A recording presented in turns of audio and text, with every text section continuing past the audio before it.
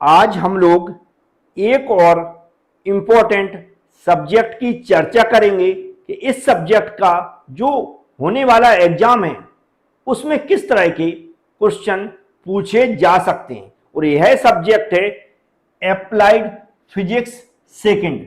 अब जैसा मैंने लिख रखा है इंपॉर्टेंट क्वेश्चंस, इंपॉर्टेंट क्वेश्चन का यहां पर मतलब है कि हो सकता है ऐसे क्वेश्चन एग्जाम में पूछे जाएं। जो भी मैं यहां पर आइडिया लगाता हूं वह लगाता हूं पिछले एग्जामों में जो क्वेश्चन पूछे गए हैं उनके आधार पर। और आप लोग चाहते हैं कि इससे कुछ फायदा मिले तो वीडियो एक बार पूरा जरूर देखें और जो मैं समझाता हूं उसको ध्यान से जरूर सुनें। तो चलते इसकी शुरुआत करते हैं। पहली यूनिट जो भी वेटेज है पहली यूनिट का वह जो मैंने पुराने पेपर देखे हैं तो maximum 12 number plus 2 number 14 number का ही मुझे वेटेज दिखता है। कितने नंबर का? टोटल 14 नंबर का ही वेटेज दिखता है। तो पहली यूनिट, लेकिन पहली यूनिट को तैयार करना जरूरी है, मतलब इसको आपको अच्छी तरह से पढ़ना जरूरी है। कई बार यह यूनिट 16 नंबर तक भी जा सकती है। तो जो भी टॉपिक हैं वो सब तैयार कर लें। वैसे यहां पर जो टॉपिक दिए बहुत छोटे छोटे टॉपिक हैं, इसलिए मैं कई बार देखा है मैंने कि ये यूनिट मैक्सिमम 12 नंबर तक ही खिंच पाती है। किस तरह के क्वेश्चन पूछे जा सकते हैं आप देख सकते हैं यहां पर। जैसे जो सिंपल हार्मोनिक मोशन है, जो सिंपल हार्मोनिक मोशन है, याद रखें सिंपल हार्मोनिक मोशन को बहुत अच्छे से पढ़ लेना है। जैसे इसका इंट्रोडक्शन हो गया, इसकी कंडीशन हो गई, इसकी जो भी विशेषताएं होती हैं, इसका फॉर्मूला हो गया है, और जो इसका डायग्राम रहता वो इसकी टर्मिनोलॉजी, एक टर्मिनोलॉजी के नाम से मैंने पढ़ाया है जहां पर फ्रीक्वेंसी होगी, टाइम पीरियड होगा, एम्पलीट्यूड होगी, वेवलेंथ होगा, तो वो टर्मिनोलॉजी भी हमें अच्छे से पढ़ लेना। मतलब इसको कंप्लीट आपको अच्छे से पढ़ना है, क्योंकि ये क्वेश्चन कई बार 6 नंबर में भी पूछ लिया जाता है। तो 6 नंबर या 8 नंबर में पूछ लिया जाता है तो वो पूरा डिटेल पूछेगा, तो उसके हिसाब से हम लिख सकें। सेकेंड क्वेश्चन देखें, very very important, longitudinal and transfer waves होते हैं। ये क्या है? ये तो एकदम वेरी वेरी आईएमपी माना जाता है, क्योंकि ये बहुत बार रिपीट हो चुका है, सबसे ज्यादा रिपीट हो चुका सेकंड नंबर का क्वेश्चन। ये भी जो हमारा रिवर्बरेशन जो टाइम है, रिवर्बरेशन टाइम, ये भी वेरी वेरी इंपॉर्टेंट में से आता है, क्योंकि ये भी बहुत बार क्या हो चुका है, रिपीट हो चुका है। यहां पर जो रिवर्बरेशन टाइम है और जो रिवर्बरेशन ओनली है, इन दोनों के ऊपर इनकी डेफिनेशन पूछी जा सकती है। तो डेफिनेशन और रिवर्बरेशन टाइम, इसकी डेफिनेशन, फिर इसकी जो कंट्रोलिंग मेथड है, ये पूरा कंप्लीट लेक्चर आप लोग जरूर कर लेंगे, क्योंकि ये दो टॉपिक ऐसे हैं जो बहुत बार पूछे गए, मतलब मैक्सिमम बार रिपीट हुए। बकाया 4th नंबर का क्वेश्चन भी ये भी कई बार रिपीट हुआ है, हो सकता है फिर से रिपीट हो जाए। यहां पर इसको तो कंपलसरी याद करना, बिल्कुल अल्ट्रासोनिक वेव्स को बिल्कुल याद ही करके जाएं। जो भी इससे रिलेटेड, अल्ट्रासोनिक वेव्स से रिलेटेड जो भी एप्लीकेशन वगैरह हैं वो भी बहुत अच्छे से पढ़ लें, तो इसको भी बहुत अच्छे से आप लोग पढ़ लेंगे, याद कर लेंगे। ये भी अब पूछा जा सकता, हो सकता है, क्योंकि 1-2 बार नहीं पूछा गया पिछले एग्जामों में, बहुत पहले पूछा गया था, हो सकता है ये भी रिपीट हो जाए। तो यहाँ पर जो भी हम क्वेश्चन अभी आपको बता रहे हैं सब वेरी वेरी इंपॉर्टेंट है, कम से कम ये सब के सब आपको याद करने पड़ेंगे। तो जो मैंने पहली यूनिट में बहुत कम क्वेश्चन उठाए हैं, क्यों? क्योंकि 12 नंबर के क्वेश्चन पूछे जाते हैं, तो उतने उसके हिसाब से मैंने क्वेश्चन लिए। हो सकता है जो मैंने बताए इसमें से 12 नंबर के ना पूछे जाए, एक आध क्वेश्चन ऐसा पूछ लिया है। खासकर जो लंबे क्वेश्चन है जैसे 6 नंबर के, 4 नंबर के, ये मैक्सिमम मेरे फंस जाते हैं, आप देखेंगे। लेकिन 2 नंबर के कई बार वो डेफिनेशन ऐसी पूछ लेता है जो समझ में नहीं आती है, या कह सकते हैं हम पढ़ के नहीं जाते, या इंट्रोडक्शन से रिलेटेड होती है तो वहां से पूछ ली जाती है। तो कोशिश करें जो डेफिनेशन है छोटी छोटी वो याद करके जाएं। लेकिन 4 नंबर और 6 नंबर के क्वेश्चन फंसने के सबसे ज्यादा चांस रहते हैं, तो ये वेरी वेरी इंपॉर्टेंट क्वेश्चन है। बिल्कुल ये समझ सकते हैं आप, ये पूरी मलाई है पहली यूनिट की, तो इसको आपको याद करना ही है, एकदम कंपलसरी है, आप ये सोच लीजिए। अब चलते हैं हम सेकेंड यूनिट की। अब यहां पर मैं इसका वेटेज बताएं तो इसका वेटेज वैसे देखा जाए तो वही रहता है 12 + 2 = 14 का ही रहता है। लेकिन यदि कोई ऐसा स्टूडेंट है जो ये कहता है कि सर मुझे 5 यूनिट तैयार नहीं करना है, सिर्फ 4 ही यूनिट, कितनी? सिर्फ 4 यूनिट पढ़ना है, तो आपको अगर कोई यूनिट छोड़ना पड़े तो इसी यूनिट को छोड़ना, याद रखें, क्योंकि इसका वेटेज कम है और टॉपिक भी ऐसे हो सकता है आपको समझ में ना आए, तो इसको आप लेफ्ट कर सकते हो, मतलब छोड़ सकते हो, याद रखें, छोड़ सकते हो, मतलब इसकी तैयारी नहीं करना है, आप चाहते नहीं करना तो नहीं, मत करना। मतलब मेरा सजेशन है, ऐसा नहीं, मैं ये तो नहीं कह रहा हूं कि आप बिल्कुल सभी को बोल रहा हूं, लेकिन कोई ऐसा स्टूडेंट जो चाहता है सर हम 4 ही यूनिट पढ़ के जाएंगे सर क्योंकि मेरे पास समय नहीं है और मैं इतना ही नहीं कर पा रहा हूं, तो आप कोशिश करें सारी यूनिट में सेकेंड यूनिट छोड़ दें, क्योंकि आगे की जो थर्ड, फोर्थ और फिफ्थ यूनिट है, कौन सी, थर्ड, फोर्थ और जो फिफ्थ यूनिट है, ये वेटेज ज्यादा है, इनके वेटेज ज्यादा है। वेटेज बोले तो यहां पर आपको 14 प्लस जितने भी नंबर का पूछा जाए वो हमेशा प्लस में ही पूछा जाएगा, 14 से कम तो इसमें नहीं पूछा जाता है, मतलब इसमें नहीं, नेक्स्ट की थर्ड फोर्थ और फिफ्थ में बता रहा हूं।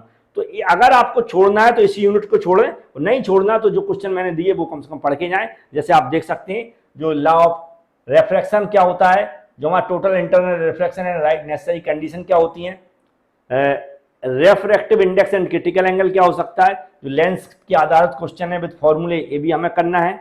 और रेफ्रैक्शन जो हमारा थिन लेंस है इसके बारे में डिटेल्स में पढ़ना है। तो एक टॉपिक कई तो मुझे भी समझ में नहीं आते, तो अपने हिसाब से आप देख लें आप लोग। जैसे पावर टेलीस्कोप, अब ये यहाँ पर जो 6 नंबर का या 4 नंबर का क्वेश्चन पूछा जाता है वो यहीं से टेलीस्कोप से पूछा जा सकता है, और हमारा माइक्रोस्कोप से पूछा जा सकता है। जो 6 नंबर और 8 नंबर के क्वेश्चन वो मैं बता रहा हूँ, तो टेलीस्कोप और माइक्रोस्कोप से पूछा जा सकता है। ऑप्टिकल फाइबर से भी पूछा जा सकता है 4 नंबर या फिर 6 नंबर का क्वेश्चन।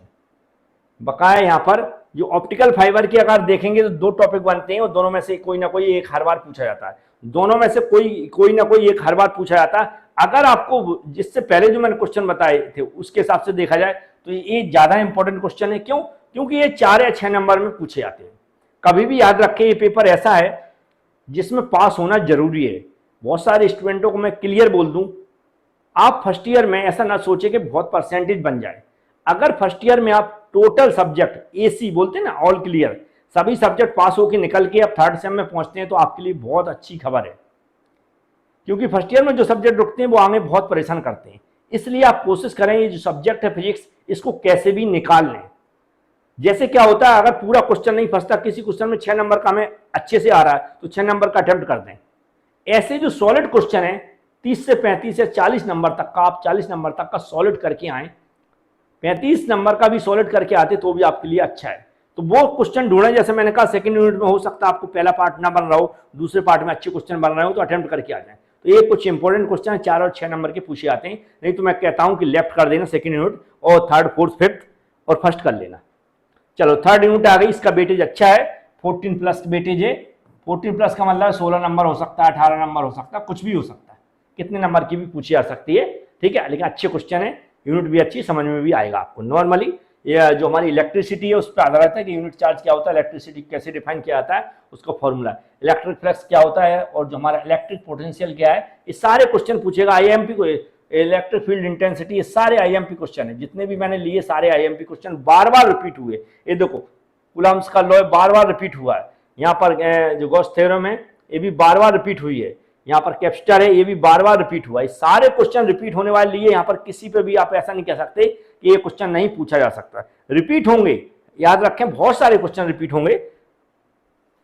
नेक्स्ट यहाँ पर देख सकते हैं जैसे इलेक्ट्रिक फील्ड लाइंस फोर्स, एक कम पूछा गया, अब पूछा जा सकता है, संभावना है, इसकी भी संभावना है नेक्स्ट की। और यहाँ पर सीरीज पैरेलल कम, इसका भी संभावना है, इस पे एक पे पूछा गया, हो सकता है दूसरे पूछा जाए।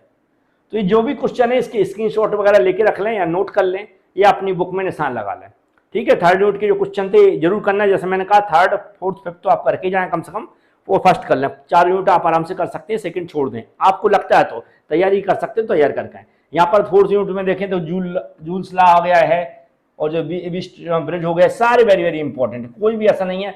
और जो हमारा हो गया लॉरेंज फोर्स हो गया, working of moving coil galvanometer, सारे वेरी, मतलब फोर्थ यूनिट में देख रहे हैं आप, ये भी 16 प्लस नंबर की, ये भी सारे 14 प्लस नंबर की पूछी जाएगी, 16, 18 जो भी पूछी जाए, या 16 पूछी जाए, 15 पूछी जाए, कैसी भी पूछी जा सकती है, लेकिन प्लस में रहता है। तो यहाँ पर देख सारे वेरी वेरी इंपॉर्टेंट टॉपिक है, इसके आप स्क्रीनशॉट ले लें, जैसा भी आप करना चाहे, पढ़ने में आ रहे होंगे, बहुत ज़्यादा मैं समय बर्बाद नहीं कर रहा हूँ, आपका भी और अपना भी। यहाँ पर आप देख सकते हैं, फिर जो ओम्स लॉ हो गया, वेरी वेरी, फैराडे लॉ हो गया, सब वेरी वेरी इंपॉर्टेंट है। और जो यहाँ पर देख रहा है, ये जो हमारा वोल्ट मीटर हो गया, जो कन्वर्जन वाला, ये भी इंपॉर्टेंट है। अमीटर होगा, ये भी वेरी वेरी इंपॉर्टेंट है। सेल्फ इंडक्शन मीटर, ये भी वेरी वेरी इंपॉर्टेंट है। और ये तो और वेरी वेरी इंपॉर्टेंट है, जिसमें KCL और KVL पर क्वेश्चन पूछा जाता है। तो फोर्थ यूनिट में देखिए सारे वेरी वेरी इंपॉर्टेंट क्वेश्चन थे, आपको जिस हिसाब से तैयारी करना है उस हिसाब से यूनिट की कर सकते हैं। मिनिमम आप 3 यूनिट तो करके जाएं, 3 यूनिट तो करके जाएं, कैसे भी करके जाएं, 3 यूनिट तो आपको करके जाना ही है अगर पास होना है तो। नेक्स्ट आप देख सकते हैं 50 यूनिट है, यहां पर भी आप देख सकते हैं ये भी 2-3 बार रिपीट हो चुका पहला क्वेश्चन, ये भी 2-3 बार रिपीट हो चुका है, ये भी रिपीट हो चुका है। और ये तो वेरी वेरी, ये तो बहुत ज्यादा, ये तो हर टाइप का एक क्वेश्चन है इसमें से। पी टाइप और एन टाइप जो भी सेमीकंडक्टर है, पीएन जंक्शन है या पीएन जंक्शन डायोड है, इन तीनों में से एक क्वेश्चन तो हर बार रिपीट होता है, इन तीनों में से एक क्वेश्चन तो हर बार रिपीट होता है। कौन सा पूछेगा ये उसके ऊपर डिपेंड करता है, इन तीनों में से एक रिपीट होता, कौन सा पूछेगा ये उसके ऊपर डिपेंड करता है। लेकिन वेटेज रखती है यूनिट, याद रखें वेटेज रखती है। 14+ नंबर के क्वेश्चन पूछे आते हैं। लेजर का भी क्वेश्चन हमेशा रिपीट होता है, लेजर का या रूबी लेजर पूछी जा सकती है, सारे वेरी वेरी इंपॉर्टेंट है, जैसा मैं निशान लगाते जा रहा हूं। अब जी नैनो मटेरियल और एप्लीकेशन, अब जी लास्ट का बिल्कुल टॉपिक आप देख सकते हैं। तो इसमें से नैनो मटेरियल क्या होता है, उनकी प्रॉपर्टीज वगैरह पूछी गई है 1-2 बार, हो सकता है इसकी ये जो भी नैनो टेक्नोलॉजी बेस्ड डिवाइस है, हो सकता है इस बार ये भी क्वेश्चन पूछ लिया जाए, क्योंकि ये वाला क्वेश्चन कम पूछा गया। तो जो क्वेश्चन मेरा पर्पस था आपको बताने का कि आप तक क्वेश्चन पहुंच जाए, वो आप देख सकते हैं। ये जो क्वेश्चन है ये हो सकता है एग्जाम में पूछे जाए, हो सकता क्या इन्हीं में से पूछे जाए, क्योंकि टॉपिक तो वही है, रिपीट तो इन्हीं से होना है। मैक्सिमम जो मैंने आज क्वेश्चन बताए वो 4 और 6 नंबर में सबसे ज्यादा फंसेंगे। हो सकता है 2 नंबर का और 3 नंबर का क्वेश्चन ना फंसे, लेकिन 4 और 6 के सबसे ज्यादा क्वेश्चन फंसने वाले हैं। इन क्वेश्चन की आप तैयारी कर लें, आपके पास जो भी समय बचा है और तैयारी हो चुकी है तो रिवीजन कर लें, लेकिन चैनल को सब्सक्राइब जरूर कर लें, बेल आइकन पर क्लिक कर लें, वीडियो को लाइक कर दें। हो सकता है आने वाले वीडियो जो भी हैं उसका नोटिफिकेशन आपके पास पहुंच जाएगा। Thank you.